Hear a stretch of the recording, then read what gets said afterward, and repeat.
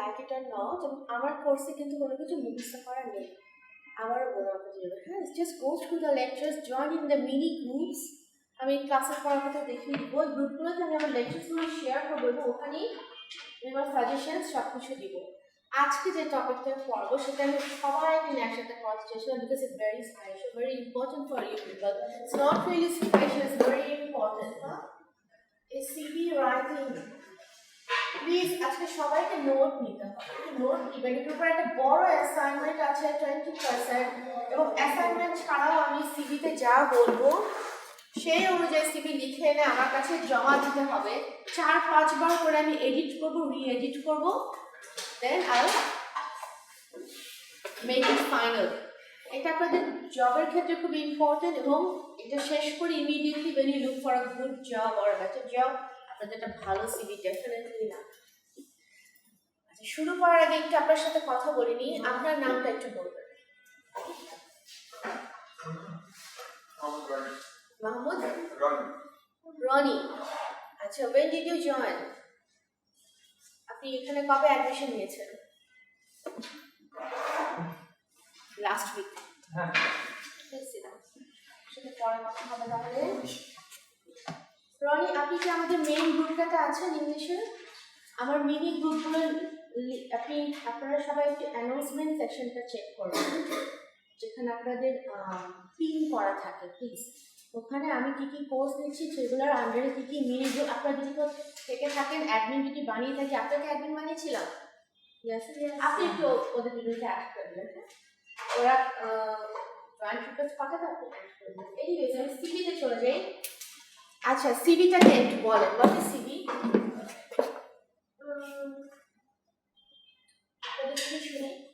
This is like I don't know, a paper with your information, your job experiences. Okay, what else? Good enough. What else? Then Study. Educational qualification. What else? Your personal information. Personal information কতটুকু দেয়া যাবে সেটা বলো। Birthday, name, What do you do with your birthday? আপনাকে আমি higher করব, আপনার birthday দেখে আমি কি করব? Some job requires the age for it. Like I can be 17 and like not working that specific age, so there is an age for it. আচ্ছা, আমি সেই জব রিকোয়ারমেন্টস একটু পরে যাই। হ্যাঁ, ঠিক আছে, good point, very good point Fatema. আমি আপনার থেকে সবসময় ভালো ভালো পয়েন্টস শুনতে পারি। আচ্ছা, এইটা ফুল ফর্মটা কি? আচ্ছা, and what is this one? এই টার্মটার মানে কি? তাহলে এটা মানে কি? This is about your personal life, who is my father, mother, everything in detail. এই দুইটার দুই নাম কেন? File is usually used for marriage purposes. Very good. আপনি সব বলে দেবেন, তাহলে বাকিরা কি করবেন? No, currently I had to make a file for my sister. So difference-টা তাহলে কোথায়? This is marriage purpose and that is for job purpose. এই জিনিসটা কি মনে থাকবে? বাকিদের জিজ্ঞাসা করছি। একটা ম্যারেজ পারপাস, একটা প্রফেশন, ডু নট হোয়াট, দুইটা মিলাবেন না, দুইটা মিলিয়ে খিচুড়ি বানিয়ে আমাকে দিবেন না। আপনারা এখানে অনেকেই ম্যারেড থাকতে পারেন, আনম্যারেড থাকতে পারেন, আপনাদের 12টা হয়তো রেডি হচ্ছে, হয়তো বিয়ে করবেন, অনেক ব্যাপার স্যাপার। হ্যাঁ, দুইটা একসাথে লিখে কখনো দিবেন না, দুইটা টোটালি ডিফারেন্ট পারপাসে। আমরা একটা বানাটা বানাই ভাবে এটা দিয়ে বিয়ে হয়েছে, ওটা দিয়ে চাকরি হয়ে যাবে, ভেরি রং। এখানে আপনারা কি করেন বলেন তো? শো অফ করেন না? সোশ্যাল স্ট্যাটাস, আমার বাবা অমুক, আমার চাচা তমুক, লিখেন কি লিখেন না সেটা বলেন। লিখেন না? আচ্ছা, তো এগুলো লিখতে হয়। তারপর আর কি লিখতে হয়? আপনার গ্র্যান্ড প্যারেন্টসকে। এখানে আপনি আপনার বার্থডে লেখেন, জোডিয়াক লিখেন, হ্যাঁ, তারপর এখানে হাইট লিখেন, হোয়াট এলস কি দেওয়া যায়? ওয়েট দেওয়া যায়, তাই না? এজ দেওয়া যায়, তারপর একটা সুন্দর একটা ছবি দেওয়া যায়, তাই না? could be crafty like a picture with colors and everything. You can even color it if you want. আর কি কি থাকে এটাতে? ফ্যামিলি ব্যাকগ্রাউন্ডটা থাকে, which is very important. Previous job trouble. I'm very particular about the CV writing. এটা নিয়ে আমি আপনাকে ভীষণ বিরক্ত করবো, যতবার CV লিখার না ততবার আমি এডিট করবো। সো এটা নিয়ে একটু এটা একটা মোস্ট ইম্পর্টেন্ট পার্ট আমার পুরো কোর্সের মধ্যে। হ্যাঁ, আচ্ছা, সো ফ্যামিলি ব্যাকগ্রাউন্ড দেন, তারপর আর কি দেন? Previous job background. কিছু ভালো রেফারেন্সও দিয়ে দেন।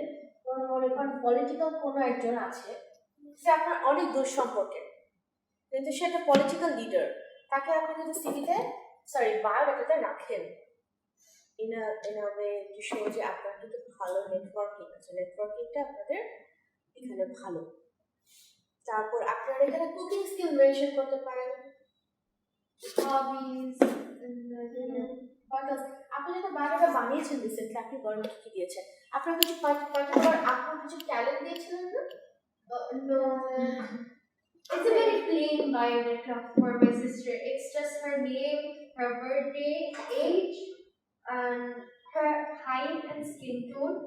Her You see, the skin tone is she's important. currently doing a thesis on oral cancer and stuff like that. I put that over there. And she's currently working as well. And we didn't bother giving like other relatives, only just me, my little sister, my brother, and my parents, because if we're gonna marry my sister seeing my mama chachas, then we don't want that boy.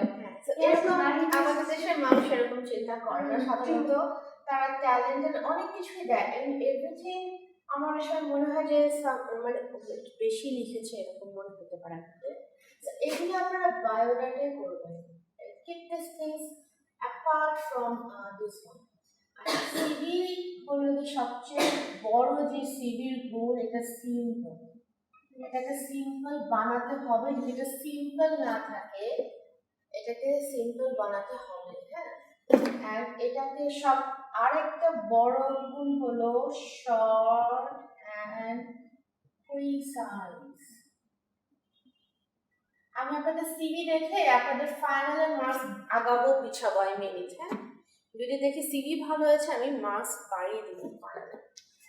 আচ্ছা, short and precise, to the point.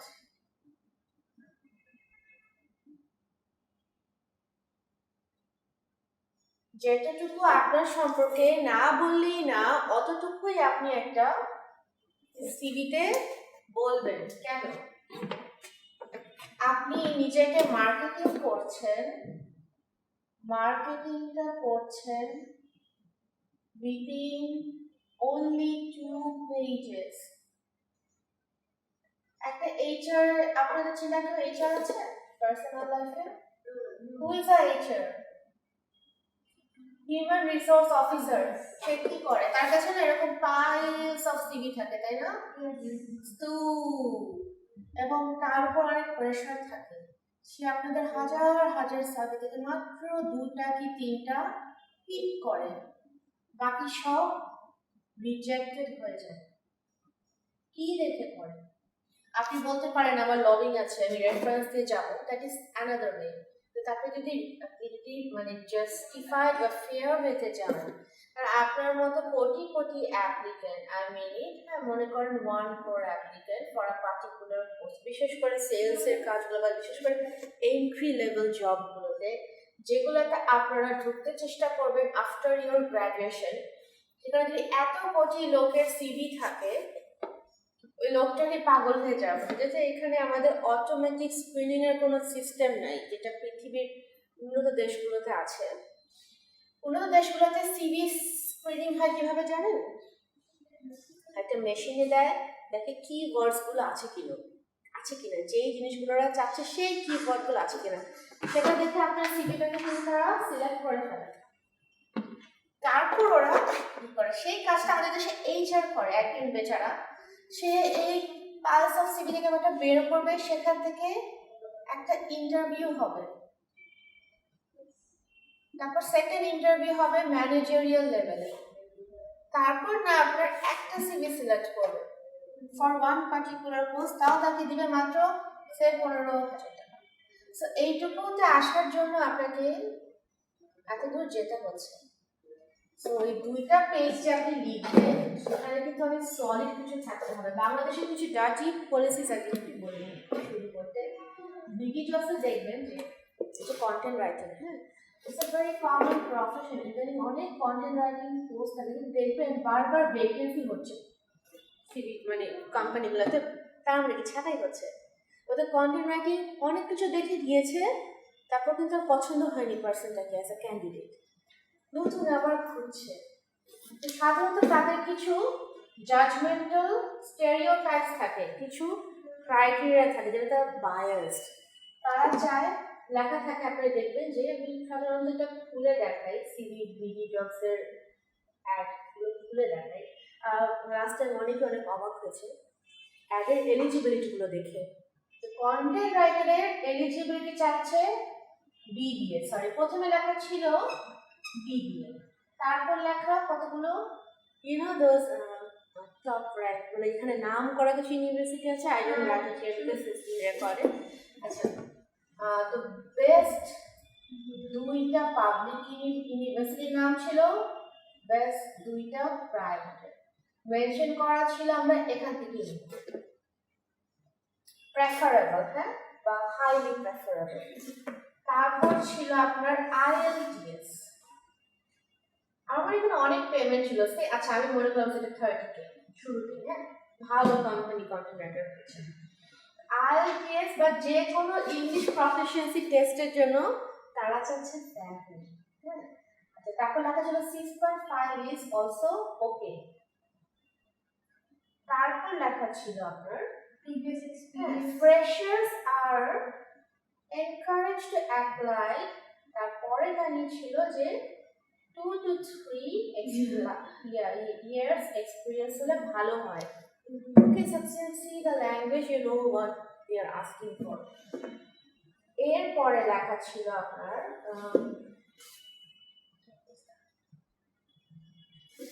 এখানে CV দিতে হবে, email দিতে হবে, email দিলেই হবে না, hard copy দিতে হবে। অমুক জায়গায় একটা জায়গা ছিল যেখানে আপনারা সব কিছু ফটোকপিস পাঠিয়ে দেবেন, এবং আপনার একটা রাইটিং স্যাম্পল পাঠাতে হবে, যেটা আপনাদের নিজেদের জেনুইন রাইটিং স্যাম্পল, জাস্ট আপনারা লিখেছেন, not copy paste from anything. আপনাদের একটা এক্সাম হবে, রিটেন টেস্ট এবং কি ভাইবা, দুটোই হবে। এবং লাস্টে লেখা, একদম লাস্টে কোম্পানিটার নামের আগে এখানে লেখা ছিল যে MBAs will get high preference, হ্যাঁ। এখানে কোথাও কিন্তু ইংলিশের কথা লেখা হচ্ছে, বাট আমি জানি তারা যখন সর্ট আউট করতে যাবে, they will also look for good grammar, good sentence structures, and there where you will come. So সব পজিশনই কিন্তু কম্পিটিটিভ। সো আমি এটা খুবই চেষ্টা করবো নেক্সট কোনো ক্লাসে এটা খুলে দেখাতে। অনেক সময় লেখা থাকে, ম্যাক্সিমাম লেখা থাকে English graduates, but then again they have got their preferences, তাই না? যদি সবই আপনারা ম্যাচও হয়, যদি অ্যাপ্লাইও করেন, এখানে এসে আটকানোর ওয়ে আছে, এখানে আটকানোর ওয়ে আছে, তারপর যখন এইখানটাতে আসেন, এখানে কিন্তু কিছু রেফারেন্সের লোক আছে না, তো ওরা কিন্তু আপনাকে আটকে দিতে পারে। সেটাও যদি আপনি পারবে দেন, there you get the job. তাহলে আপনার সেই 2 পেজ কতটা স্পেশাল হতে হবে, that's more special than your biodata. Because job না করলে আপনারা খাবেন কি, টু বি ভেরি অনেস্ট। একটা হলো either you decide to get dependent on your in-laws বা আপনার বাবা মা, anyone, আরেকটা হলো না হলে আপনার স্পাউসের উপর আপনি সারা জীবন ডিপেন্ডেন্ট থাকেন, না হলে ইউ আর্ন ইট। নিজের শুধুর জন্য তো আর্ন করলে হবে না, ফ্যামিলি সবার জন্য কিছু না কিছু কন্ট্রিবিউশন করতে হবে। তাহলে এই 2 পেজের মধ্যে আপনার পার্সোনাল ইনফরমেশন যে সেকশনটা থাকে, পার্সোনাল ইনফোটা লিখেন, আমার লেখা খুবই খারাপ। এখানে শুধু email, phone number, mailing address, এগুলো 3টা ছাড়া আর কিছু তো দেওয়ার দরকার আছে, বিকজ আপনি যতটা শর্টে রাখবেন। রিমেম্বার ওয়ান থিং, আপনি যদি 10টা পেজ লিখেন, and you're only a fresh graduate, বা 5-6টা present, so many things you have mentioned. আমি এই পারি, আমি সেই পারি, আমি এই ট্যালেন্টেড, আমি ওই ট্যালেন্টেড, ওদের দরকার নাই, বিকজ ওটা দিয়ে ওনার কাজ নেই।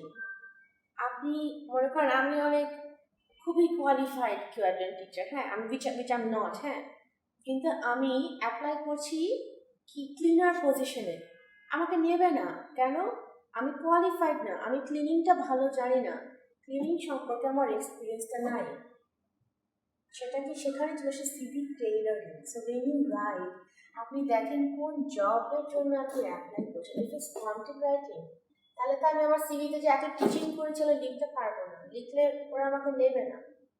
আমাকে ওই একটা জব মেনশন করতে হবে যেটা আমি আমার সিভিতে আছে, সেটা হলো আমি ফিনটেক ম্যাগাজিনের জন্য আমি জার্নালিস্ট ছিলাম। আমি ওখানে লিখতাম এবং ফিচার রাইটিং করতাম,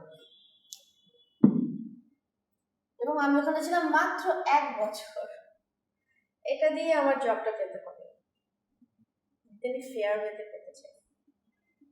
তারা যখন আমাকে ডেকেছিল, আমি কন্টেন্ট রাইটিং এর চাকরি খুঁজেছি ওর এখানে আসলে, রাইটিং আমার পছন্দের ছিল না। তো আমি যখন ইন্টারভিউ দিতে যাই, তারা আমাকে প্রথমেই বলে যে আচ্ছা আপনি ফিনটেক ম্যাগাজিনের জন্য লিখেছেন। তারা সাথে সাথে গুগল করে বের করলো ফিনটেক ম্যাগাজিনটা কই ওয়েবসাইট, তারপর বললো যে এবার আপনি বলেন তো আপনি কোন কোন ইস্যুতে লিখেছেন। আমি ইস্যুগুলো বললো, ইস্যুগুলো হলো তারা আর্টিকেলগুলো পড়লো, আমার থেকে কিন্তু কিছু শুনতে চায় নাই। দে ওয়ান্ট টু সি ইট, আপনি কি লিখেছেন সেটা আমি দেখবো, আপনার কাজটা কি সেটা আমি দেখবো। বিকজ এটা একটা writing post, they have to look at how I can write. বললো আপনার লেখাগুলো ছিল মেইনলি আইটি ফার্ম এবং ব্যাংকিং এর সেক্টরের এমডিদের ইন্টারভিউজ, সেটা আমাদের লাগবে না। আমরা এমন একজনকে খুঁজছি যে মোবাইল অ্যাপ নিয়ে লিখতে পারবে, ফর দ্য মার্কেটিং পারপাস, লিখলেই হবে না। You are writing very creative, আপনার লেখাগুলো সাহিত্যের মতো, নভেল, সবাই কিনে তুলে রাখবে, আলমারির উপর, শেলফের উপর ফেলে রাখবে। ওটা ইউজ যদি করতে না পারে, যদি ওটা ওদেরকে বেনিফিট না দেয়, কোনো লাভ নেই, দে ওয়ন্ট হায়ার ইউ, তাই না? খুবই মানে বাস্তব এবং কঠিন। আপনারা অনেকেই আছেন অনেক ক্রিয়েটিভ রাইটিং এ খুবই এক্সপার্ট, স্টোরি রাইটিং এক্সপার্ট, তাহলে আপনাদেরকে ওই প্রথম হলো কলামেই লিখতে হবে, আপনি পত্রিকায় লিখতে পারবেন না, তাই পারবেন? Please come Tithi, right? আচ্ছা, তাহলে যেটা হবে যে এটাই আমি বলছিলাম, you missed a lot of things. তো শর্ট করে এই পার্টটা লিখে একটা ছবি দেন। এখন ছবির কথায় আসে, নেক্সট পার্টে যেটা আছে ফটো, পড়ানোর ফটো।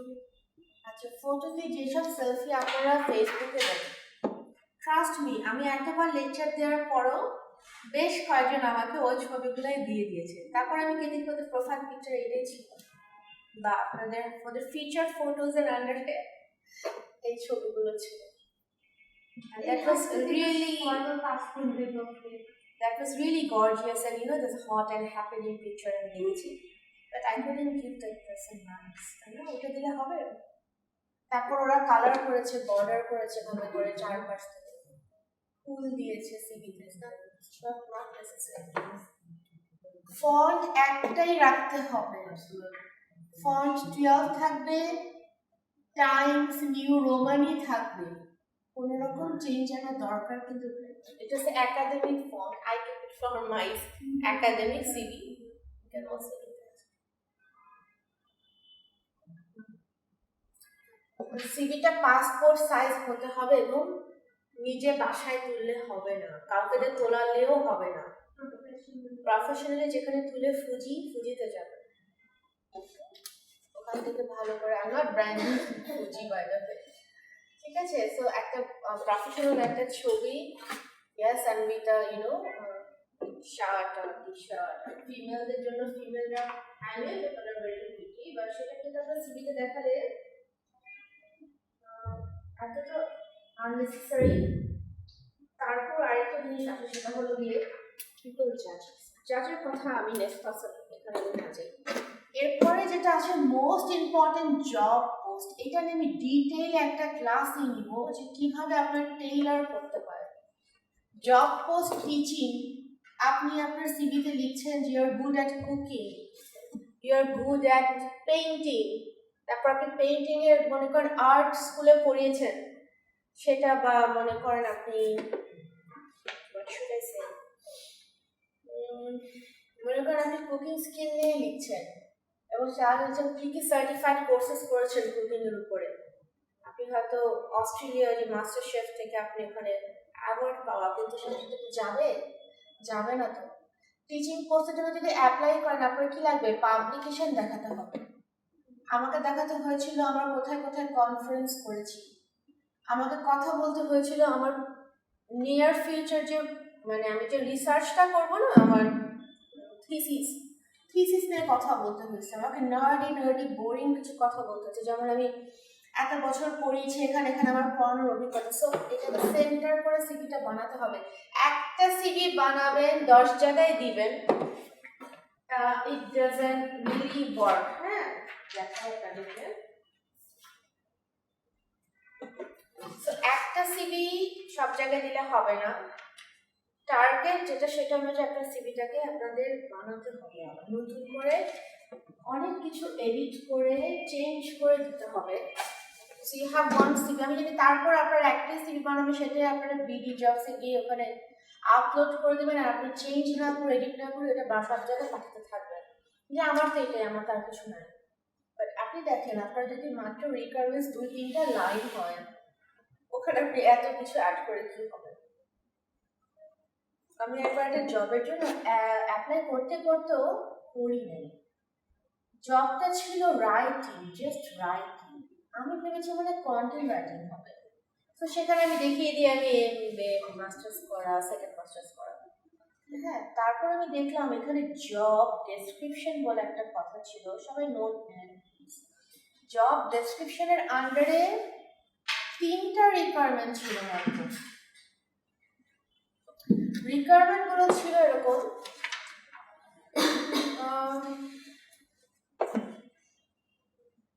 যে এখানে আপনার মাঝে মাঝে ফ্রন্ট ডেস্কে বসতে হবে, ক্লায়েন্টদের সাথে দেখা করতে হবে, ক্লায়েন্টদের সাথে আলাপ আলোচনা করতে হবে, এবং রাইটিং আছে, রাইটিং এর আন্ডার এগুলো কি করতে বলছে, এবং এখানে একটা অপশন ছিল যে মাঝে মাঝে রিপোর্ট লিখতে হবে। মোট কথা তারা ফ্রন্ট ডেস্কে একজনকে খুঁজছে, and it was a ad farm বলতে পারেন, সর্ট অফ। হ্যাঁ, এখানে কিন্তু আমি যে কন্টেন্ট রাইটিং গুলো করেছি ওগুলা যাচ্ছে না, আমি তো অনেক পরে বুঝেন। আমার এখানে যদি আমি বিএ কিনে মাস্টার্স, সেকেন্ড মাস্টার্স, এই পাবলিকেশন এগুলো দিয়ে ওরা হাসবে, ওরা আমার সাথে সাথে এটা ডিসকোয়ালিফাই করে দেবে, কারণ তারা ওভার কোয়ালিফাইড কাউকে নিবে না, 2 দিন পরে জব ছেড়ে চলে যাবে। এটাও একটা পলিসি। আপনাদের মধ্যে যে সবচেয়ে বড় স্টুডেন্ট, তাকে নেওয়াটা কিন্তু রিস্ক, সে এরপরে ভালো এসে পেলে চলে যাবে, আবার খুব আন্ডার কোয়ালিফাইড হলে কি হবে, কাজটা তাকে দিয়ে হবে না, তারা মাঝামাঝি প্রেফার করে। সো আপনাদের মধ্যে তারাই লাগে যাদের সিজিপিএ মাঝামাঝি, বা সে 3 থেকে 3 to 3.5, যাদের ওভার কোয়ালিফাইড হলে বা অনেক কিছু লিখে দিলে সিভিতে, যেভাবে আপনার বায়োডাটা লেখেন ওভাবে লিখে দিলে আপনাদের এখানে রাইট অ্যাওয়ে রিজেক্ট হওয়ার এখন ইদানিং অনেক বেশি চান্স হয়ে গেছে। আমি যখন মালয়েশিয়া থেকে আসি তখন আমি অনেকগুলো পোস্টে, যেগুলো ফ্রেশার পোস্ট, আমি ওগুলোতে অ্যাপ্লাই করতে চেয়েছিলাম, পারিনি, কারণ ওগুলোর রিকোয়ারমেন্টস কিন্তু খুবই সিম্পল, যে কয়টা। আর জানি কি ছিল রিকোয়ারমেন্টস, ও আচ্ছা, প্রতিদিন আসতে হবে, 6 দিন কাজ করতে হবে, I was okay with that, বা 7 দিনই হয়তো কাজ করতে হবে, কত ঘন্টা, 9 ঘন্টা। হ্যাঁ, এখানে কোথাও লেখা ছিল না যে পাবলিকেশন, জার্নাল, রিসার্চ কিছু লাগবে। তো ওগুলো জায়গায় যেখানে আমি অ্যাপ্লাই করেছি আমি কোনো কল পাইনি। আরেকজন আমাকে ফোন দিয়ে বলেছে আপনি এখানে কাজ করতে চান, আচ্ছা আপনি এখানে কি কাজ করবেন, that was a immigration agency. বললেন যে আপনি এখানে কাজ করতে চান, আমাদের তো স্যালারি আমরা পে করতে পারবো না, আপনি এখানে কি কাজ করবেন, হা করে তারপর সে ফোনটা রেখে দিল। সে কিন্তু আমাকে আর কল ব্যাক করেনি, কারণ সে ধরে নিয়েছিল যে আমি জবটা পেলে আমি কিন্তু কদিন পরেই সুইচ করবো, সে আফটার আ ইয়ার, বিকজ সে সেটা আমার আগের প্রিভিয়াস এক্সপিরিয়েন্সের সাথেও যাচ্ছে না, এডুকেশনের সাথেও যাচ্ছে না। I wanted to be a councillor, student councillor. ওদেরকে ফাইল রেডি করে দিব, তারপর ওদেরকে আমি বিদেশে পাঠাবো। অ্যান্ড ওটা করতে করতে আমি আমার জিনিসগুলো কিন্তু রেডি করে ফেলবো। আমি আমার কাজগুলো গুছাবো, আমিও শিখবো যে কিভাবে ফাইল রেডি করতে হয়, কিভাবে একটা ইউনিভার্সিটিতে অ্যাপ্লাই করতে হয়, কিভাবে ভিসার চান্সগুলো দেখবো। ওখানে কিন্তু আমি জবটা পাইনি, কারণ আমার কাউন্সিলিং পজিশনে কোনো রকমের এক্সপিরিয়েন্স ছিল না, অথচ আমি কিন্তু বিদেশ থেকে পড়ে আসছি। That was a requirement in the CV, ad post ছিল বিদেশ থেকে পড়ে আসতে হবে, এবং ওখানে মালয়েশিয়ার একটা ডেস্ক ছিল যেটা মালয়েশিয়া স্টুডেন্ট পাঠাবে। সো আমি দেখছি আমি মালয়েশিয়া থেকে পড়ে আসছি, এবং আমি মালয়েশিয়ার কন্টেক্সট সম্পর্কে আসলেই জানি। So I was very sure যে আমি জবটা পেয়ে যাবো, কিন্তু আমি তো কাউন্সিলিং কখনো আগে করিনি, তাই না? সো জব এক্সপিরিয়েন্স খুবই ইম্পর্টেন্ট, কাউন্সিলিংয়ের পাশে না। আমি যে ক্লায়েন্ট ধরবো, মার্কেটিং করবো, সবাইকে বলবো যে মালয়েশিয়াতেই যাও, আমেরিকায় যাবা না, কানাডায় যাবা না, যেটা হবে না, মালয়েশিয়া চিপ। এই জিনিসগুলো কনভিন্স করা অতটা ইজি না। সো এটা ছিল আরেকটা ফ্যাক্টর, জব পোস্টের সাথে টেইলার করে আপনাদের লিখতে হবে। তারপর ছোট্ট করে একটা পয়েন্ট দিতে পারেন, সেটা হলো ক্যারিয়ার অবজেক্টিভ বা সামারি। আপনি যদি এখন আপনি যদি অ্যাপ্লাই করছেন টিচিং পোস্টের জন্য, টিচার হবেন স্কুলে, কিন্তু আপনার ক্যারিয়ার অবজেক্টিভ হলো ম্যানেজার হওয়া, বা অবজেক্টিভ হলো আপনার বিজনেস করা, তাহলে এটার সাথে এটা যাচ্ছে?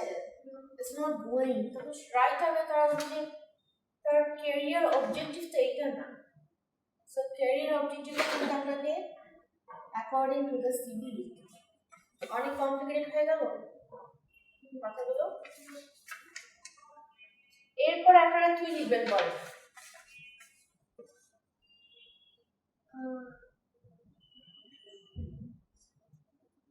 What comes next? Height, No. weight, No. religion, passport, nationality, এগুলো কি? পার্সোনাল ইনফরমেশন, এগুলো দিয়ে আপনারা কি করতে পারেন? হ্যাঁ, এবং জাজ করতে পারেন। আপনাকে আমি জাজ করে দেবো। বাঙালিরা খুব জাজমেন্টাল না আমরা? Very judgmental. তারা কিন্তু জাজ করে দেবে as a In person. this job sector, even if you're like very qualified, you don't get the job the way you want it. You need lobbying, and that's what forces these people with such high qualifications to hunt for such low jobs. Example, my sister. She did biochemistry like for her undergrad, and then her master's was on public health. Now she's doing her thesis on oral cancer. She did research work for consecutive 2 years on diabetes, went to different places and worked over there, helping people with their diabetes issues free of cost. But she's not getting the job she wants. Now she's doing an internship in a place where she writes research paper for doctors and just have her name written at a very corner, very tiny fonts. তো আপনার এখন তাকে কি করতে হবে? তাকে lobbying করতে হবে, Yes. যদি সে লবিং করে তাহলে সে কিন্তু জবটা পেয়ে যাবে, যেটা সে চাচ্ছে। Yes. She wants to be accepted because of her qualifications, not because she has someone in a higher post in that place.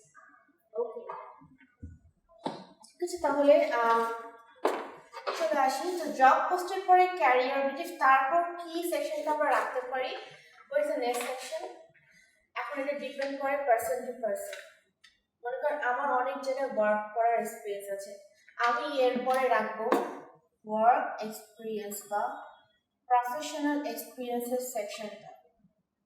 কারণ এডুকেশনও আমার আছে, কিন্তু এডুকেশনের থেকে ইম্পর্টেন্স আমাদের কনটেক্সটে কি দেয়, ওয়ার্ক এক্সপিরিয়েন্স। সেখানে আমি ওয়ার্ক এক্সপিরিয়েন্সে শুরু করব, সে আমি টিচিং করেছি এখানে, তারপর ওখানে টিচিং করেছি, টিচিং এর মানে লিখে দেবো টিচিং এক্সপিরিয়েন্স 1 2 3 4 লিখে আমি প্রথম পাতাতেই আমার ওয়ার্ক এক্সপিরিয়েন্সকে আমি করলাম।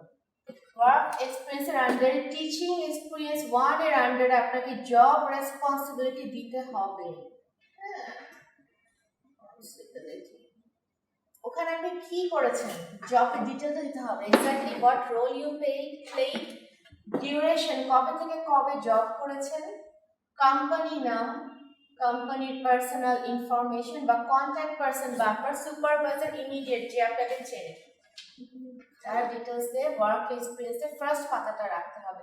ইন কেস আপনাদের ওয়ার্ক এক্সপিরিয়েন্স ওরকম নাই বা আপনারা যেখানে কাজ করেছেন ওখানে কয়দিন কাজ করে চলে আসছেন, পালিয়ে গেছেন, নাম্বার ব্লক করে দিয়েছেন আর কন্ট্যাক্ট করেন নেই, তাদের কিন্তু ডিটেলস দিলে বিপদ, তারা কিন্তু আপনার সাথে খারাপ ফিডব্যাক দিবে।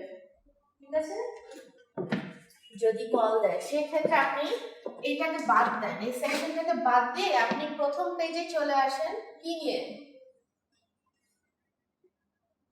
একাডেমিক কোয়ালিফিকেশন বা এডুকেশনাল কোয়ালিফিকেশন। এখানে আপনি রিসেন্ট দিয়ে শুরু করেন, যেমন আপনি ব্যাচেলার্স করছেন at IUS, তারপর আপনি সেকশন রাখেন এডুকেশনাল ব্যাকগ্রাউন্ড।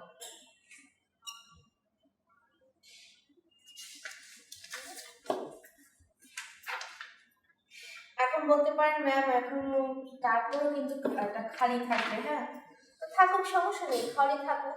আপনি আপনার এডুকেশনাল ব্যাকগ্রাউন্ডে ইনস্টিটিউশনের নাম দিবেন, ইয়ার দিবেন, কোন ইয়ারে পাস করেছেন, কি ছিল আপনার প্রোগ্রাম, কি ছিল আপনার সাবজেক্ট। ঠিক আছে, যেহেতু আপনার এক্সপিরিয়েন্সটা কম আপনারা এডুকেশনাল ব্যাপারটা হাইলাইট করার চেষ্টা করেন। আপনাদের মধ্যে অনেকে আছে যারা ভালো স্টুডেন্ট ছিলেন, তারা যদি অ্যাওয়ার্ড পেয়ে থাকেন, হ্যাঁ মেরিট বেসড অ্যাওয়ার্ড, বা যদি আপনারা পেয়ে থাকেন কোনো ফার্স্ট হয়ে থাকেন কোনো একটা ক্লাসে বা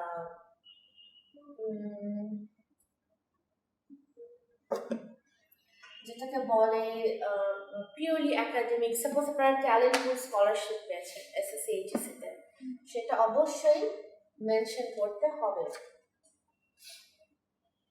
বা ইদানিং আপনার রেজাল্ট খুব ভালো হচ্ছে, আপনি IUS থেকে স্কলারশিপ পেয়েছেন, সেই জিনিসটা অবশ্যই মেনশন করবেন। দ্যাট এনহ্যান্সেস আপনার এটা সিভিটা বুস্ট করে, সিভিটার আপনার মানটা তুলে দেয়।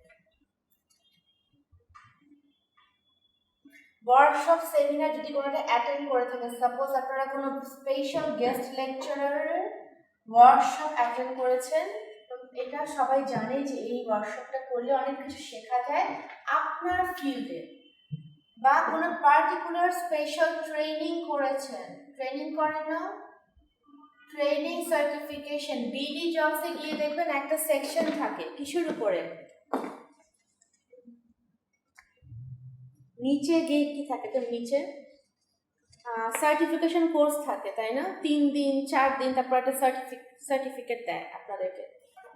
ওই কোর্সগুলো এরকম অনেক জায়গায় অনেক, সাপোজ আপনার রেজাল্ট খুবই খারাপ, CGPA 2 এর নিচে এইখানে সাপোজ, কিন্তু আপনি যে জবটা করতে চাচ্ছেন কন্টেন্ট রাইটিং, এটার উপর আপনার কিছু কোর্স করা আছে, ঠিক আছে, ছোট ছোট কোর্স করেছেন, মানে একদম টেকনিক্যাল কোর্সগুলো, বা একদম আপনি একটা সেন্টার থেকে আপনি 2 দিন বা 3 দিনের ট্রেনিং নিয়েছেন জাস্ট কন্টেন্ট রাইটিং এর উপর স্পেসিফিক্যালি বা টেকনিক্যাল রাইটিং, তখন আপনি অবশ্যই সেটাতে পার পেয়ে যাবেন। আপনার CGPA দিয়ে কি করবে, CGPA মানে সবগুলো কোর্সের একটা অ্যাভারেজ মার্ক, তাই না, আর সেখানে আপনি এক্স্যাক্টলি স্পেশালাইজেশন আছে কন্টেন্ট রাইটিং, ওটার জন্য আপনাকে নিয়ে নেবেন। সো স্পেশালাইজড কোনো ট্রেনিং, স্পেশালাইজড কোনো কোর্স বা ট্রেনিং, এটা কিন্তু খুবই ইম্পর্টেন্ট। যদি সেটাও না থাকে, আপনি আপনার কম্পিউটার স্কিলগুলো মেনশন করেন, কম্পিউটারে আপনারা সবাই অনেক স্কিল, আপনারা MS এর কাজ করতে পারেন, এক্সেল এর কাজ করতে পারেন, PPT এর কাজ করতে পারেন, এগুলো আপনারা মেনশন করে দেবেন। সো যখন দেখবে যে এত ঠিক আছে এগুলো অনেক কিছুই নাই, কিন্তু এই কাজটা তারা ডিল করতে পারবে, তাহলে যদি আমি মেয়েটাকে একটা খাতা দিয়ে, একটা ইমেল দিয়ে, একটা প্রজেক্ট দিয়ে বলে এটা কপি করে এখানে লিখে টাইপ করেন, এখানে টাইপিং স্পিডটা ভালো থাকলে প্লিজ মেনশন। টাইপিং অনেকেই চায় যে ভালো টাইপ ফাস্ট টাইপ করতে পারে। আপনাদের এন্ট্রি লেভেল জবগুলোতে টাইপিং স্পিডটা ইম্পর্টেন্ট। এখন আসলে ইম্পর্টেন্ট একটা পয়েন্ট, সেটা হচ্ছে ল্যাঙ্গুয়েজ। প্রতিটা সিভিআইএস আমার মনে হয় অনেক সিনিয়ররাও এই ভুলটা করে, ল্যাঙ্গুয়েজ স্কিলসের আন্ডারে তারা বাংলা এবং ইংলিশ রাখে। লেখে কি স্পিকিং একটা থাকে, আর থাকে রাইটিং, আর থাকে রিডিং। সবগুলোতে তারা ফ্লুয়েন্ট এবং এক্সেলেন্ট লিখে দেয়। How do they know they are excellent? How did they know that they are very fluent? আপনি ইংলিশে পড়েছেন তাই বলে আপনি লিখে দিলেন, তারপর আপনার সাথে তো কথা বলবে, তখন তো সব বের হয়ে যাবে। আপনি যদি আইএলটিএস দিয়ে থাকেন, রাইট ইট হিয়ার প্লিজ, কোনটাতে কত পেয়েছেন, এক্স্যাক্টলি পয়েন্টটা লিখে দেন। They want to see practically. আপনারা যদি টফল দিয়ে থাকেন, যদি স্যাট দিয়ে থাকেন, তাহলে লিখেন। যদি জিআরই দিয়ে থাকেন, বা GRE, when you have a GRE on your CV, আপনার সিভিটা কিন্তু অনেক উপরে উঠে যাচ্ছে। একটা কিন্তু সন্দেহ ক্রিয়েট করছে, আপনি চলে যাবেন, আপনাকে হায়ার করে, তাই না? তো এগুলো কিন্তু ল্যাঙ্গুয়েজ স্কিলস এর আন্ডারে যেগুলো দিবেন। বাংলা নিয়ে আপনারা লিখতে পারেন ফ্লুয়েন্ট, এক্সেলেন্ট। কেন লিখতে পারেন বলেন, কেন লিখতে চাই? বাংলা কিনে লেখা যায় কেন?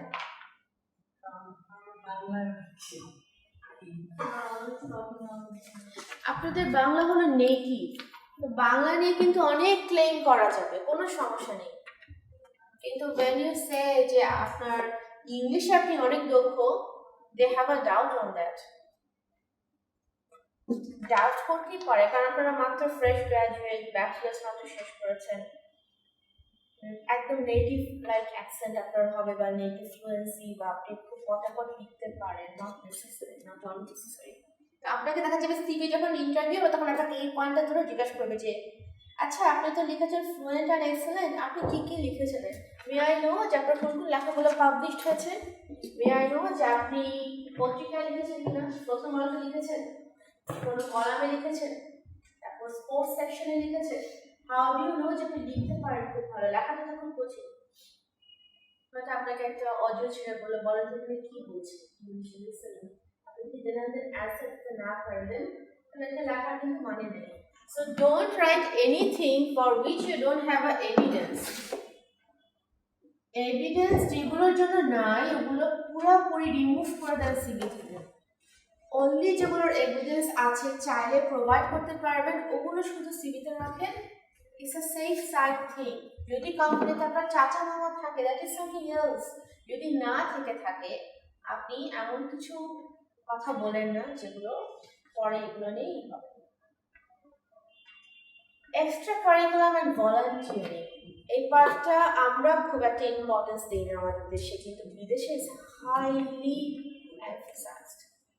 আমি আমার সিভিতে লিখি আমি একটা ভলান্টিয়ারিং কাজ করি, সেটা ঠিক আছে, অ্যানিমাল ওয়েলফেয়ারের জন্য আমি কিছু ভলান্টিয়ার কাজ করি, এবং অ্যানিমাল লাভার্স বিদেশিরা, সো এটা খুব গুরুত্ব দেয়।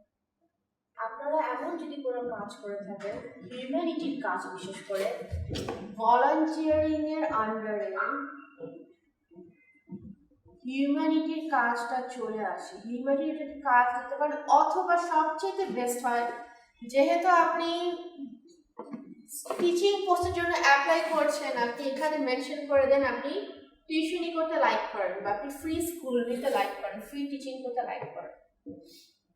সে আপনি বাসায় ছোট্ট একটা 4-5টা চেয়ার বসে আপনি কিছু বাচ্চাদেরকে পড়াচ্ছেন, অবশ্যই এটা মেনশন করেন। এটা আপনার সিভিটা আপগ্রেড হয়ে যাবে যে আপনি ফ্রি পড়াচ্ছেন, বাট আপনার এক্সট্রা কারিকুলার অ্যাক্টিভিটির মধ্যে পড়ছেন।